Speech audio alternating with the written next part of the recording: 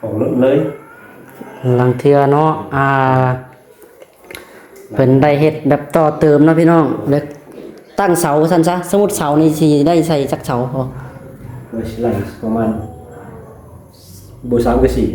3ต้นน้องลาว่าโอเคอยู่แล้วล่ะไปเอาไปเบิ่งดูไปเบิ่งก่อนเนาะเดี๋ยวยังเข้ามาเบิ่งก็ได้ดอกไฟเฮา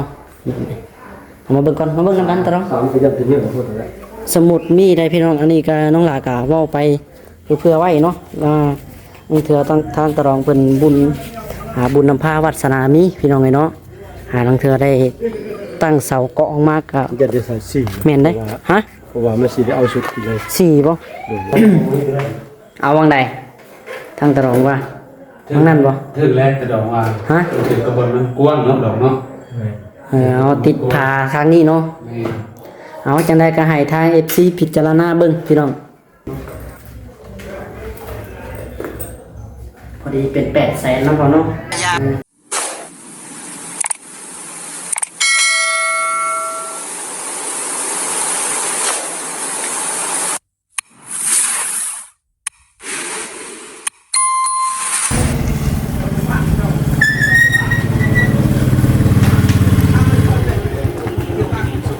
เอาโอเคพี่น้องมาพ่อกับทางน้องหลาอีกเก่าเนาะมาฮอดเทือนแล้วเนาะไปชื่อซีแต่ได้ไฟมาพี่น้องเอ้ย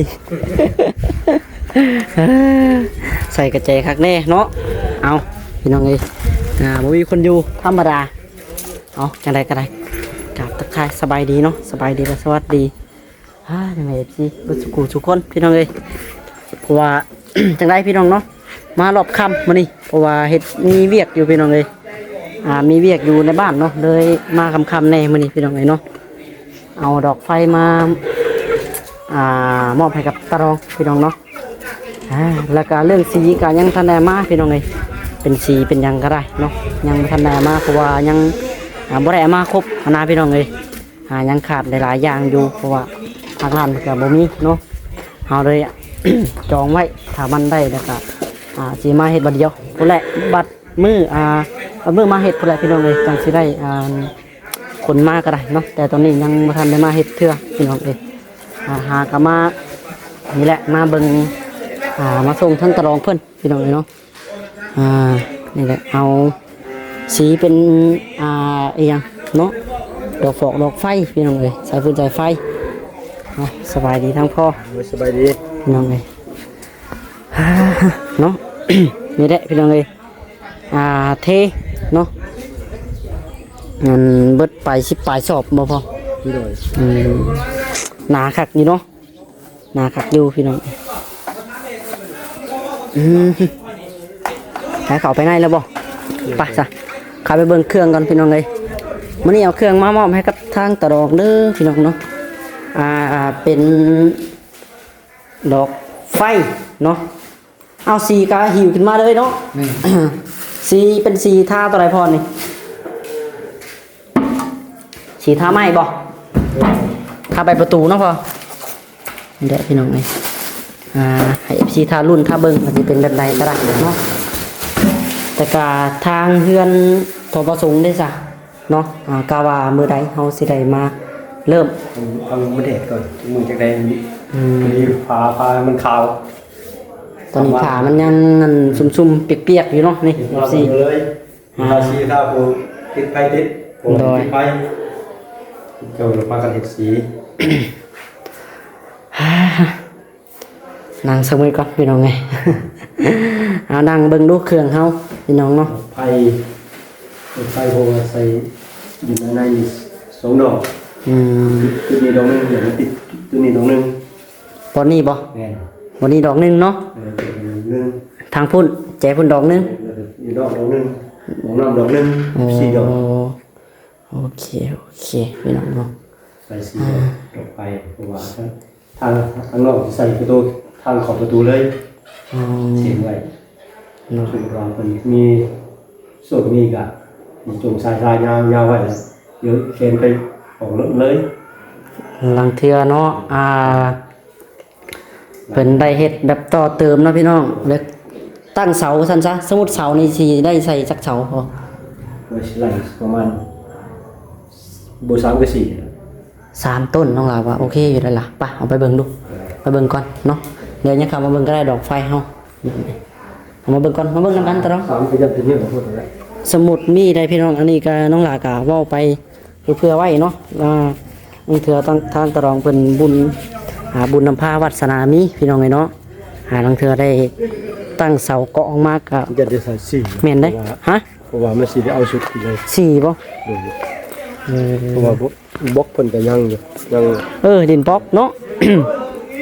ตั้งเรื่องเลิกสุดเพื่อนอะไรนะ บล็อกนี่สิไว้ก่อตัวใดนี่เห็น FC เพิ่นท่วงมาอยู่ อาชีโกบนประดังไฟ อ๋อ มันเป็นได้สร้างตั้งเสาเลยโกเอาห้องหนึ่งบนไฟโกทรงขางโกดักนี้ก็ขางนี้ สมมุติว่าได้บอลดังฟืนดังไฟเนาะ โดย ได้เสามาตั้งเกาะกระเทิบออกมาพี่น้องเอ้ยทางพ่อนี่สิก่อบ่ก็พออันบัง บาง ลมบังฝนเนาะบังลมบังแดดบังฝนพี่น้องเอ้ยพอได้บอลดังไฟหนึงเข้ามันสั่นซะเนาะทางตะรองกะบ่อยากดังได้เนาะอยู่ใน สบาย เอาสบายดีพี่น้องเอ้ย มาดังจุดนี้ กะโลกะติดแล้วเนาะเปื้อนเด้พี่น้องเอ้ยมันดำเด้ นี่ก็คัดเด้ เท่ๆแล้วคัดไว้มีขี้ฝุ่น โดย คัดง่าย สมมุติว่าเฮาบ่ได้ตั้งเสาเกาะกระเทิบออกมากะสิได้ดังอยู่ดอกพี่น้องดังปืนดังไฟกะตอนแรงถ้าว่าฝนบ่ตกว่าตอนแรงแบบนี้นี่สิได้อยู่ดอกหนึ่งข้าวหนึ่งน้ำมันกระบดเด้ตอนเช้าก็ได้อยู่เพราะว่ายังแดดทันได้ซองเช้าก็ต้องเช้าอีหลีได้เนาะ รุ่น5 โมง ไม่เอาเฮา 4 โมง5 โมง5 โมง6 โมง เป็นบ่ตั้งอย่างนี้ก็สิปาดผู้นี้ตั้งอย่างนี้เลยสอง โดย คือว่ามึงแล้วเลยนะ เอาสมุดเด้อข่าวๆเด้อพอเขาสิถามเนาะสมุดว่าได้ตั้งเสาเกาะกระเทิบออกมานี่ทั้งพอลองไล่ลองคิดมึงดูราคาข่าวๆสิเบิดประมาณเท่าไหร่ เพราะว่าตามพอคิดก็เข้าไว้ว่าน่าจะบ่เกิน6ล้านซื้อไม้กับเสามามุง 5 ล้าน6 ล้าน 6ล้าน 6 ล้านตีเป็นเงินบาทประมาณ หมื่น 10,000เนาะ10,000พอดีโอ้ ว่ามันก็บ่ได้ บ่ธรรมดาเด้สามพี่น้องเนาะ ตั้งก็ที่3เมตร บ่ธรรมดาอยู่แล้วล่ะเป็นหมื่นก็ได้เนาะเนาะเสานี่จังไดก็ต้องได้4 ต้นอยู่แล้วล่ะเนาะเสา3นี่หาร3นี่ยันบ่ได้ดอกพี่น้องคันสมมุติได้ใส่นี่ฮอดบ่ติงคันใดพุ่นมาเบิ่งดูตั้งสมมุติได้ใส่เสาหั่นนะ บ่ฮอด ฮะบ่ฮอดบ่ประมาณใดพอว่า ว่าคิดว่าสิเอาเพียงเสาแค่นั้น เพียงเสาตัวนี้เนาะ แม่ บ่ฮอดพี่ได้พี่น้องเอ้ยเนาะบ่ฮอดพี่ จะส่งพรออกไป ฮอดประมาณเสาตัวนี้เนาะ มึงเพียงพรออกมึง มันซึ่งนี่มานี่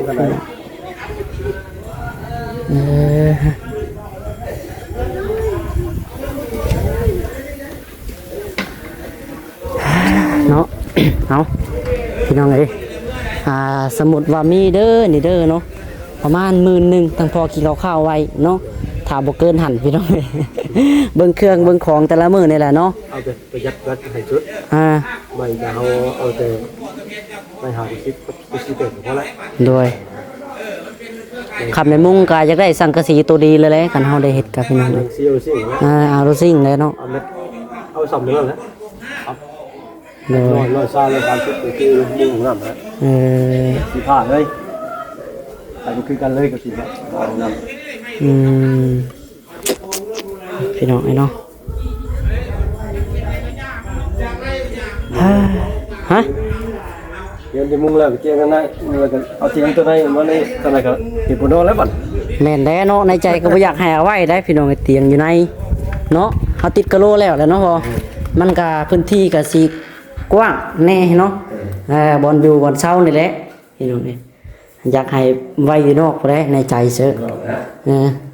หรือว่าท่านตรองเฮ็ดเตียงนอนได้บ่ เวลาละเมอกลางคืนเนี่ยว่าบ่แห้งได้ ไปขโมยมาเสียออกกันเนาะ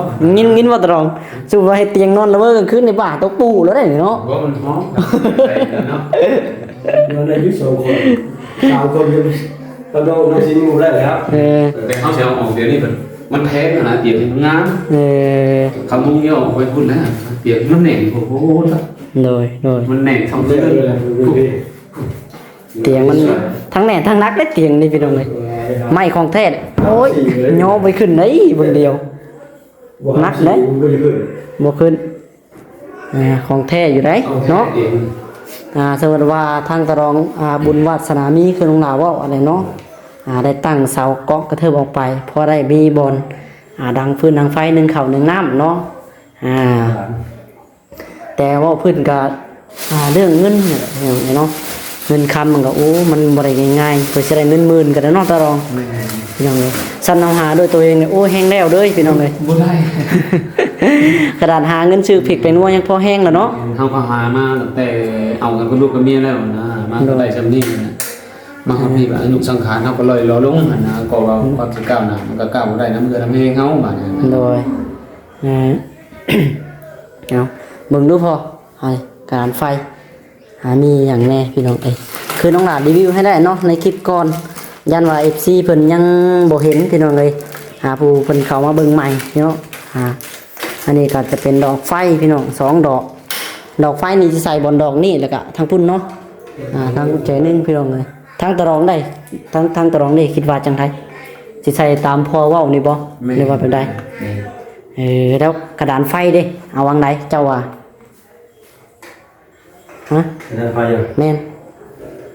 ติดนี่แล้วเพราะว่าอันนี้กดมันจะตั้งตู้เย็นนี่นะ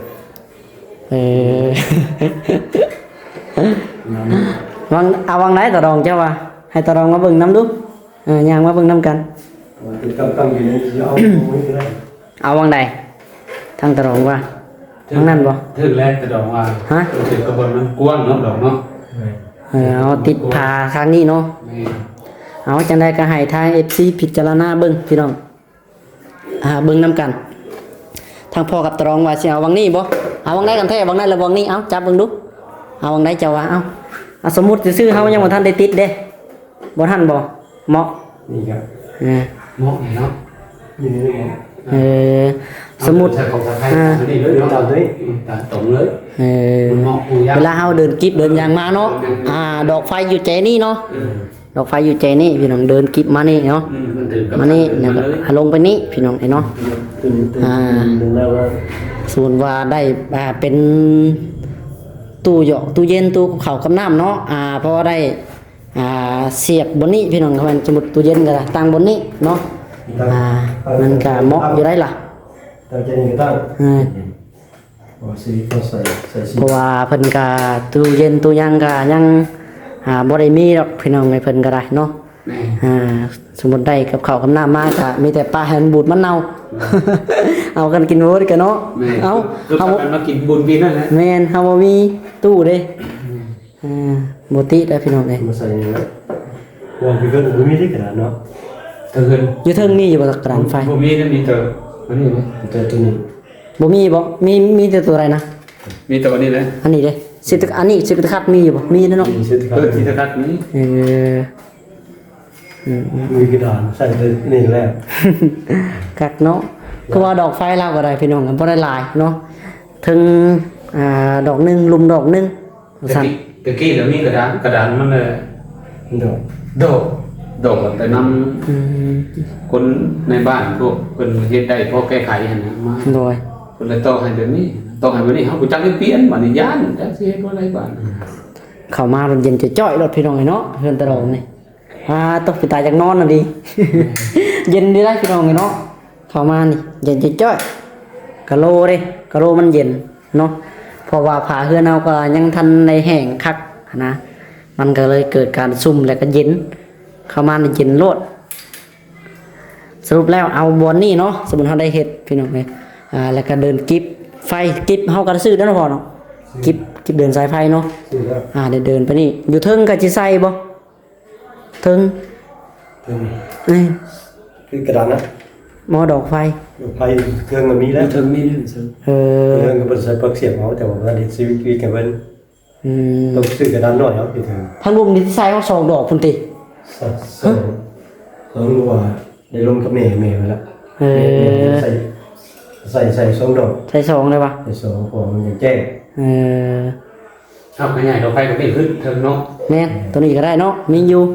ใส่ดอกเทิง พอจะหลีกได้บ่เนี่ยโดยเป็นคุณเป็นทรงดอกเก้าคือเทิงกัน แม่น โอเคซะเนาะคืออยู่ซะมีดอกตัวเก่าอยู่เนาะมันยังใช้ได้อยู่พี่น้อง ใช่ตัวนี้เนี่ย เออ เฮ้ยเนาะเอาซื้อกะโลซื้อสีบ่ได้อันดอกไฟมามอบพี่น้อง เออ ลูกกอกลูกกิ้งเนาะแล้วก็เดี๋ยวน้องหลาสิมาแจ้งเบิ่งจังได๋พี่น้องไอ้ทรายเนาะเขามานั่งกันตะรองทรายอยู่นี่เพิ่นขายอยู่บ่ในบ้านนี่ แม่ขายเพิ่นว่า ขายบ่เออ ขาดเป็นโลก ฮะ เป็นเหล้า ขาดเป็นโลก ล่อเข็นบ่ล่อเข็นเท่านี้ เหล้า เพิ่นขายไปได้น่ะ โลละ30,000 ล่อละ30,000 เคยขายต่างก็เคยขาย ประมาณ10โล เฮาเอาปูนนี่ประมาณจักศพ5ศพ5ศพก็500,000เนาะ5ศพละแสนพี่น้องมีแต่ว่าให้เอาน้ำเพิ่นนี่ก็ได้เนาะ ดูใกล้นะ มีแต่ว่าเฮามาแล้วเริ่มสั่งมาบ่หรือว่าสั่งมาก่อนก็ได้ เอารถไทยไปเกี่ยวก็ได้ เพิ่นเกมมาส่ง ผมแค่มาชม นี่ ครับว่าเพิ่นแกมาส่งก็ให้เพิ่นมาส่งเลยแหละทางซ้ายทางปูนแหละ ใช่นี่เขาจะไปสุกเอง ฮะ เอาหล่อเขาไปสุกเอาเนาะ โลเคนนะ โอ้ไกลเติบเลยตะรองเจะสิชุกเอาบ่ว่าเฮ้ย เขา เนาะ เคยเห็นเลยนั่นคัดชื่อเป็นหล่อแล้วพวกเพิ่นให้ไปสุกเอาเองเนาะ 10โลลาย เขาสิ ใกล้เติบเลย 10ล้อ10ลบกว่าได้10ลบเช้าบ่เช้าแล้วลงไปลงมาเนาะ เอารถไทยเกี่ยวดิเนาะ หึ โอ้รถไถมันล่มเลยโดนเนาะล่มเลยเกมมาเลยรถไถแต่เขาสุกหล่อนี่จะใครยุเขาหลีกไปตามมันแข็งรถไถมันไปจังทั้งนี้ เนาะทางตะรองพี่น้องเอ้ยเอ้าแล้วแต่ว่าเนาะเอาแล้วแต่สะดวกซั่นก็ได้คัน10ล้อนี่ประมาณเงินเฮาเท่าไหร่ลองไล่ดู 10โลกับ300,000 300,000ประมาณ500,000 6 7 8เนาะดีตกเป็น800,000พี่น้องเอ้ยมาเด้อเดี๋ยวโอเคนะเข้าเบิ่งลูกไปนี่โอเคมา FC เนาะพี่น้องเดี๋ยวน้องหลานจะให้เบิ่งงบก่อนเนาะเพราะว่าเฮาสิได้ซื้อปูนเนาะปูนเข้ามาหาสอบพี่น้องปูนหากระสอบเด้อเนาะน้องหลานไปเปลี่ยนแล้วแหละเป็นเปลี่ยนเป็นเงินกีบบ่ได้เนาะ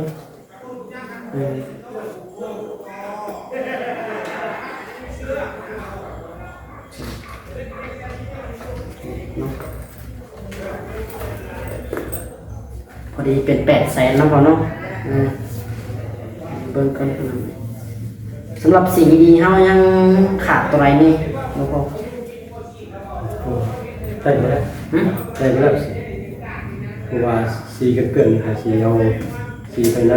ไปนอกมาตัด สีนี่เฮาจ่ายไปแล้วเนาะจำนวนสีจ่ายไปแล้วเนาะ แต่วันนี้ที่หนีเขาเป็นว่ามื่นก้อนจะวายเนาะ โอ้ยแม่ตั้งใจไปเพิ่นจะหนีทางนึงพี่น้องเพราะว่ามันก็บ่ได้สูงปานใดเนาะแล้วก็เอาของครบกินมาก็หลายเติบได้พี่น้องแล้ว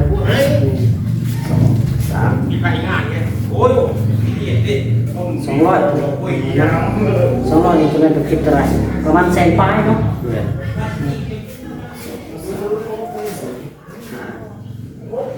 จับจุดหาแสนเลย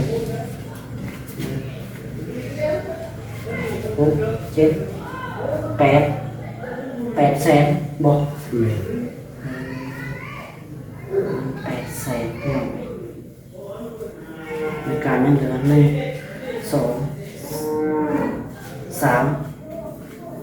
3 แสนหากับ10,000พี่น้อง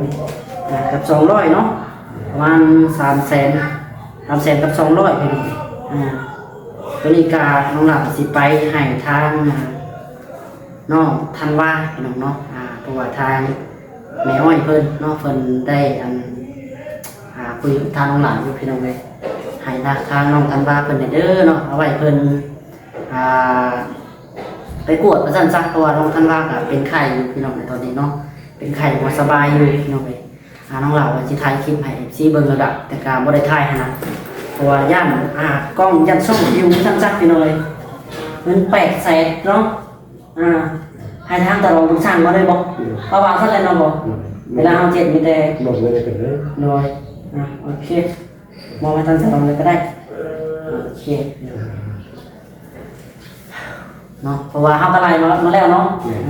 ทางตลอดมาอันล่อหนึ่ง30,000เนาะ10ล่อก็คือ300,000แล้วก็ปูนนี่หาซอกเนาะหาซอกก็500,000ไปรวมกันเป็น800,000กีบเนาะมีการทางตลอดเพิ่นสั่งมาเลยก็ได้เนาะสั่งมาเป่าเลยก็ได้ถ้าว่าเอาไม่ก็มีแต่สิเฮ็ดเลยหาเนาะมันจังสิบ่ได้เสียเวลาพี่น้อง ยืนรถไทยมันเก๋มาเกือบมันเก๋มาเลยแบบนี้เนาะ แม่นถ้าเพิ่นแก้มาได้ก็ให้เพิ่นจัดการแก้มาเลยก็ได้พี่น้องเนาะนี่ก็ยังเหลืออยู่ประมาณ400,000เนาะแม่นบ่หนักก็ลืมแล้วพี่น้อง3-4เนาะ400,000กับ200เนาะ 300,000 300,000 300,000กับ200เนาะ มีอะไรเป็น400,000 400,000พี่น้อง 400,000ไปปานนึง เนาะ น้องคนว่าพ่อได้ครับ ฮะ เสียลูกเนาะวันนี้มันลูกได้สิเสียถึงเสียให้พ่อได้บ่นี่พ่อเป็นไข่ บ่ไม่ไข่ แม่แวกันนี่ทางโอ้เป็นไข่พ่ออยู่ มาส่งบ่ แม่ในเรือนแวประมาณแต่สิลูก ลูกได้บ่ไม่ไข่ต้อง สิไปให้น้องทั้งเราพ่อสบายบ่ว่าเอ้าแล้วก็เป็นไข่น้องหว่าว่านนี่ก็ไปหาน้ำไม้ตากคนเมื่อวานนี้พี่น้องถ่ายคลิปเพื่อนในกำลังก็ได้แต่คลิปเดียวเมื่อวานนี้เจ็บปัวเดี๋ยวหมุบเข้ามาเนาะเอามีแต่ว่าพี่น้องเลยโอเควันนี้เนาะสำหรับคลิปนี้ก็ขอตัวไปก่อนพี่น้องเลยเอาดอกฟืนดอกไฟมามอบให้กับทางตะรองเพื่อนพี่น้องเนาะแล้วก็เป็นสีเป็นอย่างไรยังทันได้มาครบเทื่อพี่น้องเลยผู้แลมาครบเรียบร้อยเอาการสิได้โกนขึ้นมาแล้วก็พร้อมเฮ็ดเวียกเลยเนาะตอนนี้ก็ยังฟังเบิ่งฟ้าเบิ่งฝนก่อนพี่น้องย่านเวลาทาสีแต่ฝนสาดเข้ามานายกเนาะเสียหายได้น้องเสียหายของเฮาเองได้เนาะก็สิว่าเสียหายย่านฝนมันถึงมันสาดแล้วมันทาสีมันก็สิบ่ขึ้นนะมันบ่งามพี่น้องนี่มีแต่ว่ารอฟังเบิ่งฝนฟ้าอากาศของเฮาก่อนพี่น้องนี่เนาะเอาโอเคพี่น้องมีแต่ว่าฝากทางตะรองขอมุกขอบใจเด้อเนาะอันนี้ก็เป็นทางแม่อ้อยเพิ่นคือเก่าตะรองเลยเพิ่นจะให้ตะรองเพิ่นได้มีคือไทยบ้านไทยเมืองเนาะเดือนซ่านให้แล้วก็อยากติดดอกไฟให้พี่น้องเลยอยากให้มันฮูมันสว่างแหละมันสว่างมันสวยพี่น้องเนาะเอาฝากทางตะรองขอมุกขอบใจทางแม่อ้อยเพิ่นแน่เนาะ โดยขอบใจแม่ที่ให้ลูกมาวิทย์จากทุกข์มาสู่สุขให้แม่อายุมันพันยืน101,000 ภาษาสาธุ พี่น้องเนาะเอาทางน้องหลาจ้ะผมมีอย่างไรพี่น้องมันมีแต่อยากขอมุกขอบใจพี่น้องเนาะทางแม่อ้อยพร้อมด้วยครอบครัวของเพิ่นพี่น้องเนาะที่เสื่อใจไว้วางใจน้องชายหลาพี่น้องเนาะแล้วก็ได้รับหน้าที่น้องพี่น้องทำหน้าที่เป็นสะพานบุญสันซักแล้วก็เสื่อใจพี่น้องน้องหลาเนาะแล้วก็น้องหลาก็เฮ็ดตามที่แม่บอกพี่น้องเลยตามที่จุดประสงค์ทางปลอกใจเพิ่นบอกเนาะเอาก่อนอื่นทางน้องหลาขอขอบใจหลายๆนะแม่เด้อขอให้ทางแม่เพิ่นเนาะอยู่ดีมีแห้งอยู่เย็นเป็นสุขกายสุขใจขอให้แม่เจริญในหน้าที่การงานความเจ็บบ่อยขอให้ได้ความไข่บ่อยมีปรารถนาสิ่งใดก็ขอให้ได้ดังสมพรปรารถนาได้แม่เด้อสาธุพี่น้องเนาะไปโอเคพี่น้องสำหรับคลิปนี้ขอตัวไปก่อนเนาะพี่น้องเนาะเอาสบายดีพี่น้องบ๊ายบายบัดนี้เนาะ